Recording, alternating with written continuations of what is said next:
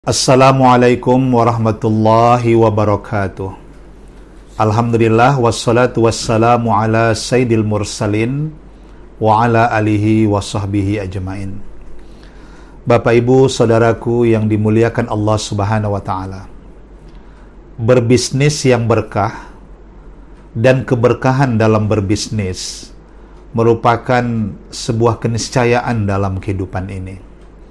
Bumi Allah ini adalah tempat bagi kita mencari karunia-Nya, mencari rezeki tentu dengan cara yang baik, halalan thayyiban. Keberkahan itu sesungguhnya sesuatu yang sangat mahal harganya. Setidaknya ketika kita sebut suatu keberkahan, ada 3 hal di dalam keberkahan itu. Pertama, keberkahan itu akan menambah kebaikan bagi kita. Jadi kalau orang yang berbisnis, dalam berbisnis itu menambah kebaikannya, menambah ketaatannya kepada Allah, itu adalah ciri bisnis yang berkah. Berarti dia mendapatkan keberkahan dalam berbisnis.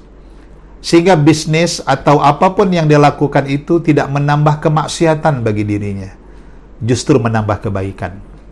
Yang kedua, keberkahan itu adalah sesuatu yang membawa ketenangan, kedamaian di dalam jiwanya. Dia tidak merasa terancam, dia tidak merasa kegundahan, karena dia berbisnis dengan cara yang baik, dengan cara yang halal, sehingga tidak ada yang mengganggu ketenangan jiwanya. Sehingga tidur malamnya juga nyenyak, makannya tetap selera.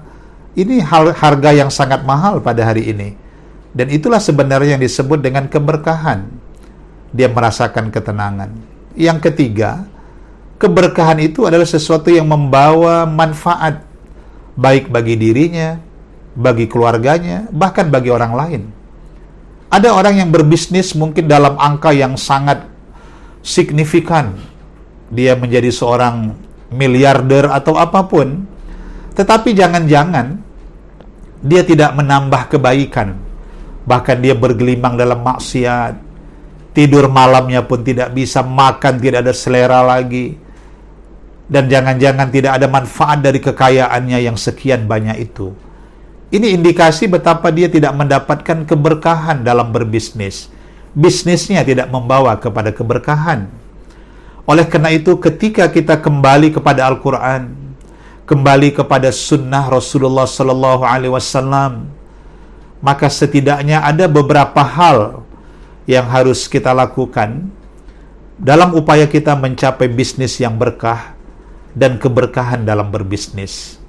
Yang pertama yang harus kita pahami adalah bahwa dalam berbisnis itu kita jangan sekedar untuk mencari uang semata, tetapi kita mencari ridho dari Allah Subhanahu wa taala. Sehingga dalam mencari rezeki itu kita tidak terlena, apalagi sampai menghalalkan segala cara. Istilah orang 3H, halal, haram, hantam. Nah, orang yang berbisnis seperti itu dipastikan dia tidak akan meraih keberkahan. Dia sudah tidak mencari ridho Allah. Jadi yang namanya materi, yang namanya uang itu bukan jaminan kebahagiaan yang sejati.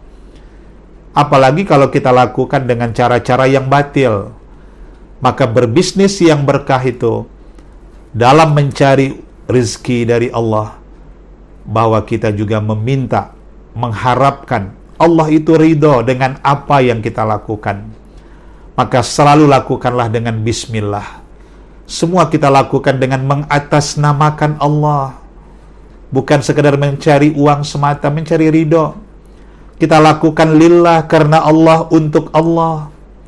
Sehingga kita selalu mempersembahkan yang terbaik, berbisnis yang terbaik. Dan kita lakukan juga dalam berbisnis itu merasa kesadaran kita ma'allah, bersama Allah. Adanya pengawasan dari Allah. Sehingga kita tidak berani melakukan azas mumpung ya. Ini mumpung orang nggak lihat, mumpung ada kesempatan. Apalagi kalau mumpung itu dalam hal yang salah, kita takut dan malu karena kita sadar Allah itu bersama kita.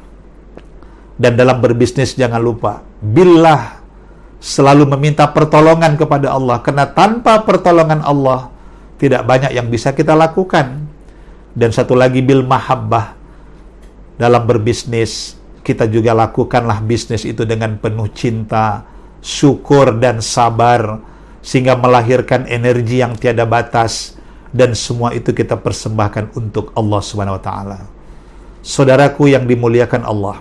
Yang kedua, berbisnis yang berkah, dan keberkahan dalam berbisnis itu jangan lupa kita selalu membangun kejujuran dan amanah.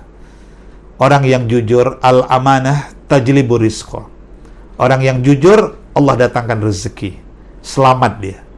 Wal khianah tajlibul faqra. Tapi orang yang berkhianat dalam berbisnis, yang rusak dikatakan bagus, yang palsu dikatakan asli, timbangan dikurangi, menebarkan tipu daya dalam berbisnis, inilah yang dikatakan Nabi itu wal khianah tajlibul faqra.